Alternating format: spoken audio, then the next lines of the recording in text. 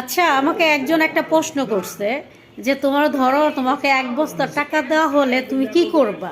তখন আমি তাকে উত্তর দিছি, আমার যদি 1 বস্তা টাকা দেয় তাহলে আমি কি করবো আগে জানেন? আমার যেটা কিনতে কোনোদিন কিনতে পারি নাই, যেটা কখনো ড্রেস একটা দামি কিনতে পারি নাই, সেগুলো কিনবো, ব্যাগ কিনবো, গয়না কিনবো, অনেক কিছু কিনবো, কসমেটিক কিনবো, মেকআপ কিনবো। কিনতে কিনতে তো 1 বস্তা টাকা কবে শেষ হয়ে যাব। তাইলে এই স্বপ্নগুলো পূরণ করব।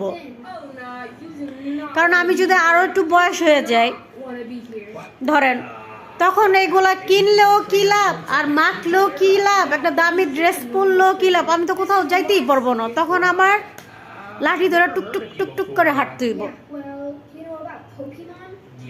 ঠিক না? তখন মার্কেটে নতুন আসলো কি আর নতুন কোন ব্যাগ আসলো কি, এগুলো আমার কোনো দেখারও বিষয় না, কোনো কিছুই না। সত্যি কথা বলছি কিনা বলেন তো কমেন্ট করে। তাহলে আমি এইগুলো স্বপ্ন পূরণ করতাম, যদি 1 বস্তা টাকা পাইতাম তাহলে এগুলো করতাম। বুঝাইতে পারছি? মানে একজনের স্বপ্ন থাকে না যে আমার নিজের যদি 1 বস্তা টাকা দিত কেউ, বা আমার নিজের কিছু 1 বস্তা টাকা থাকলে আমি আমার এই মানুষের এক ধরনের এক রকমের স্বপ্ন থাকে।